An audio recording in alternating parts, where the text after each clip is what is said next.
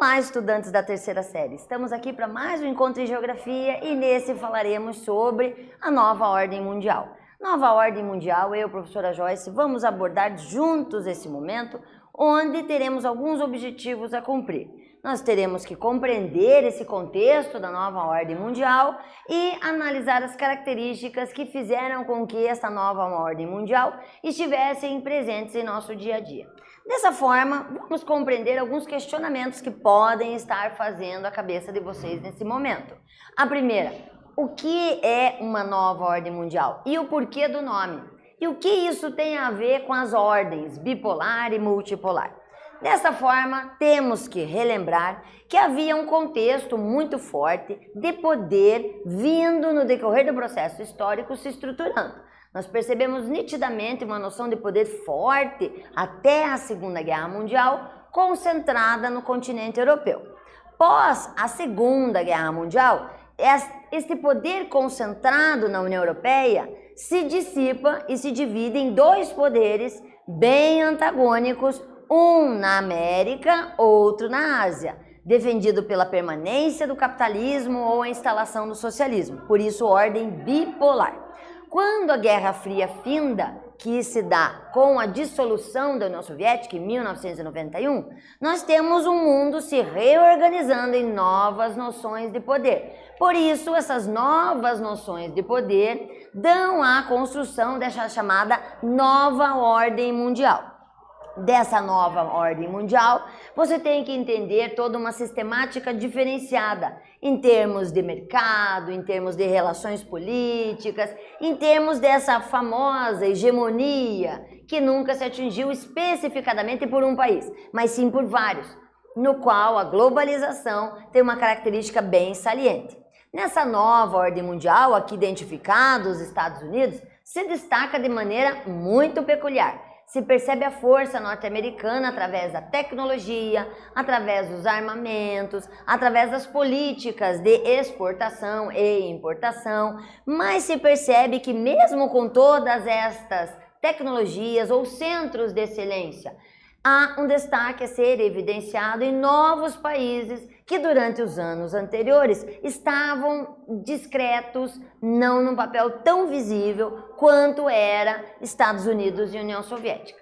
Claro que a União Soviética nesse momento já não existia, nós voltamos a chamar Rússia de maneira individual e ela passa por uma grave crise econômica, o que vai configurar numa situação de uma potência natural, a dizer, concentrada nos Estados Unidos, o que não reflete o mundo no que diz respeito à expansão comercial global. A gente percebe, então, que, na verdade, o que temos são polos de poder, e esses polos de poder variam muito de acordo com o tipo de produto, o tipo de comércio, o tipo de importação, exportação e também aos tipos de relacionamento comercial e político entre os países em destaque. Então, olhando aqui o mapa, nós percebemos, obviamente, a figura bem emblemática dos Estados Unidos, no qual figura como um centro de poder importantíssimo, mas também vemos a União Europeia,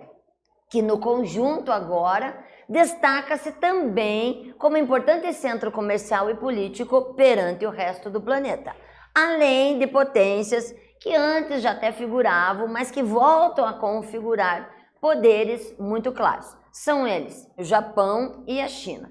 Então, nessa nova ordem mundial, nós percebemos uma construção de poderes muito mais ecléticos e talvez até muito mais sazonais. Porque você aí assistindo esse vídeo, vocês podem estar num determinado dia. Digamos que meses ou anos depois, vocês assistam novamente esse vídeo e vejam que as potências às quais eu me refiro, neste período, década de 90, década de 2000, já não são mais as mesmas. Porque dependendo de um contexto econômico, nós vamos alcançar nações em destaque, quando outras entram em declínio. Isso é muito percebido no mundo atual. Ou seja, dentro desse contexto geopolítico, ou seja, dentro de um relacionamento político entre os países, nós temos que destacar que sempre a avaliação se dá num campo político, militar e econômico. E, dentre esses, na atual conjuntura, século XXI, início do século XXI, temos em destaque a União Europeia, Japão e Estados Unidos como protagonistas, e a China gradualmente entrando nesse contexto. Esta formatação nos dá a ideia e a problemática que temos que encarar essas mudanças como sendo ligadas a uma chamada hierarquia, ou seja, uma ordem de poder, e que muda constantemente. Mas nessa ordem de poder usa-se muito uma terminologia para dividir os países. Muito usada antes, durante principalmente o período da Segunda Guerra Mundial e da Guerra Fria, o contexto de dizer que um país era desenvolvido, emergente e subdesenvolvido começa a figurar. Mas antes dessa classificação, usamos muito o contexto de primeiro, segundo e terceiro mundo. Mas esse contexto de primeiro, segundo e terceiro mundo era muito mais ligado à situação da defesa da ideologia a qual eles estavam se inserindo. Então, aos países capitalistas ricos, primeiro mundo, aos países socialistas, segundo mundo, e o terceiro mundo nós vamos ter os países subdesenvolvidos e emergentes, no qual configurava uma situação de instabilidade, ora para o capitalismo, ora para o socialismo.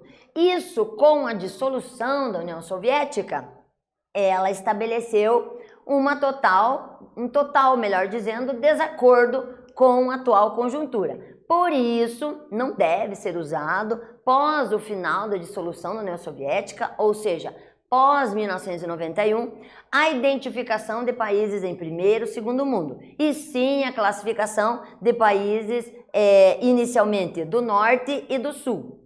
Isso também percebeu-se ser bastante emblemático, difícil de ser analisado, principalmente por causa de uma construção visual em que alguns países localizados geograficamente ao sul, na verdade eram ditos países do norte, para apresentar essa singularidade de poder exacerbado.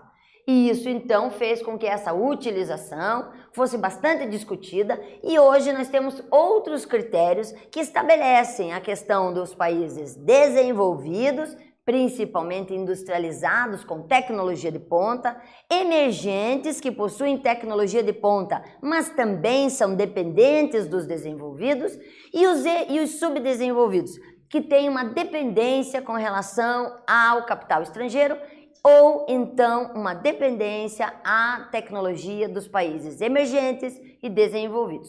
Por isso agora, uma atividade para fecharmos essa ideia e evidenciarmos esta classificação. Diz o seguinte a atividade: com relação ao plano econômico, a nova ordem mundial é marcada pela presença de vários polos de poder econômico no globo. A partir de um critério de classificação, os países do globo da atualidade podem ser divididos com relação às questões econômicas. Destaque-as. Então, a partir do que foi falado agora em pouco, quais são as noções de classificação que você pode fazer? Volto rapidinho.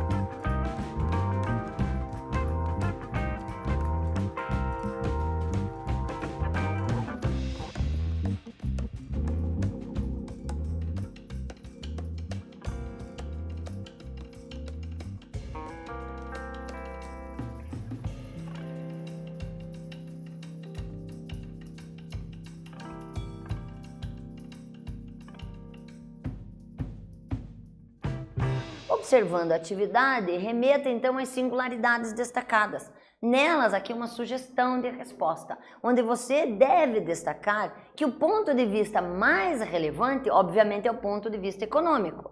Dentro dessa perspectiva de economia, nós podemos evidenciar uma disseminação de ideias ou exportadoras ou importadoras, ou quantidade de indústrias, ou qualidade de indústrias, qualidade de serviços, e nessas classificações, que podem variar de acordo com a fonte onde você pesquisa, é que existem as explicações do que é um país desenvolvido, emergente e subdesenvolvido. Ou ainda, se você quiser fazer bem completinha essa pergunta, também coloque a classificação de primeiro, segundo, terceiro mundo, indicando que ela deve ser usada quando mencionada a formatação da época da Guerra Fria, ok? Entendendo um pouquinho mais sobre essa questão da divisão, sobre ela, aquela que eu falei que era bem estranha e puxava alguns países para o norte, aqui nós temos essa classificação. Essa é a classificação em que nós temos países do norte e países do sul. Observem que muitas vezes, durante o processo, a gente confunde um pouquinho, porque ao delimitar como meio a linha do Equador, nós temos um hemisfério norte e um hemisfério sul. E aí, a partir da linha do Equador, nós temos países que estão situados no hemisfério norte e países situados no hemisfério sul.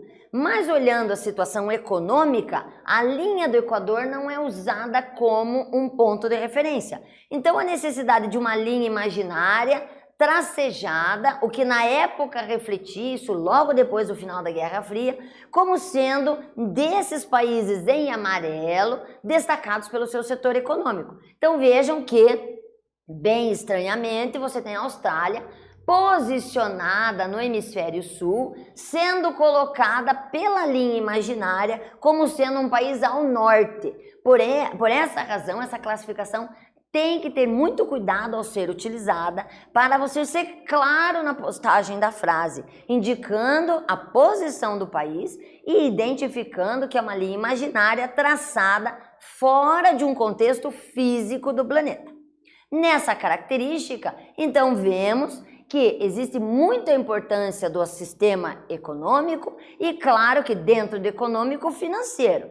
Porque, logicamente, a economia trata de todo o trânsito da circulação de mercadorias, produção, extração de recursos naturais, ou seja, tudo isso está envolvido e vai refletir no que você compra, no que você vende, como você transporta, determinados produtos que vocês compram de outro país e vêm via correio, entre outros elementos a serem destacados. Dessa forma, temos que observar que há uma conexão global econômica em todos os países do planeta. E dentro dessa atual conjuntura, temos que ressaltar, obviamente, o papel do Brasil. Dentro do contexto da Guerra Fria, temos que fazer uma ponte que o Brasil atravessava a ditadura militar. Tendo uma noção de tempo, a ditadura militar ela se deu a partir de 1964. A Guerra Fria começou a partir de 1945-47. Então, olhando a ditadura militar e olhando o contexto global, temos que observar que a ditadura militar está acontecendo concomitantemente à instalação da Guerra Fria. E isso faz com que, obviamente, toda a noção de funcionamento do Brasil também estivesse neste dilema de permanecer no capitalismo ou se inserir nesse novo sistema chamado socialismo. E essa disputa transcorreu durante todo o processo em que muitas pessoas ora defendem o capitalismo, ora defendem o socialismo.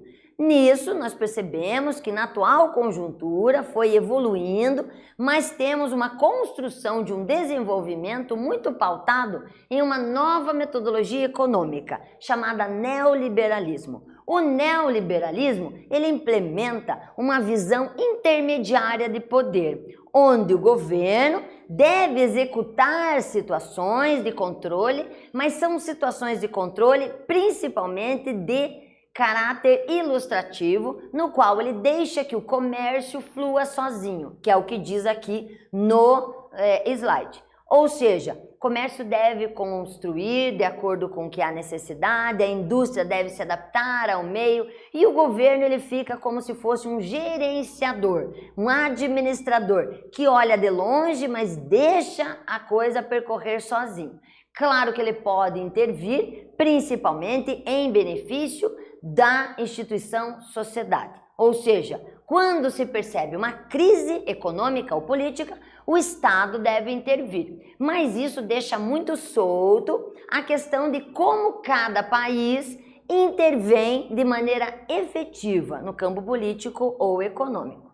Agora, mais uma atividade para a gente fechar, onde você tem o seguinte. Anteriormente, a ordem mundial era tida como dicotômica ou dualista, ou seja, predominava a oposição entre o bem e o mal, entre o capitalismo e o socialismo. Atualmente, a nova ordem é pluralista, ou seja, várias frentes de oposição, ricos e pobres, cristãos muçulmanos, interesses mercantis, consciência ecológica, entre outros. Nos dias atuais, novos processos de reconfiguração espaço-territoriais ocorrem no mundo, a maioria deles resultando de conflitos étnico-culturais, antes latentes e agora se exacerbam, nesse período pós-Guerra Fria. É um trecho retirado de uma reportagem, eu quero que vocês identifiquem o que ele está dizendo, ou seja, qual é a ideia central. Volto rapidinho.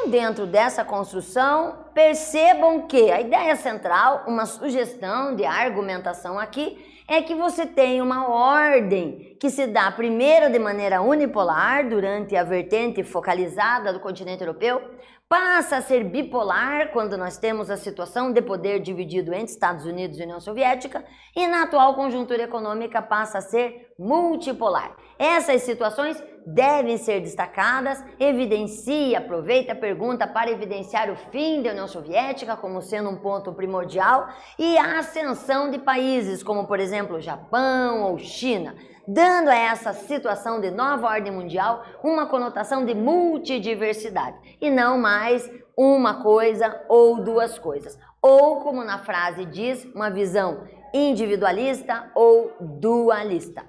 Dentro disso, espero que você, aluno, tenha representado comigo as características dessa nova ordem mundial, tenha tido uma noção básica de que é muito importante para a nossa vida atualmente e espero vocês para um próximo encontro. Até mais!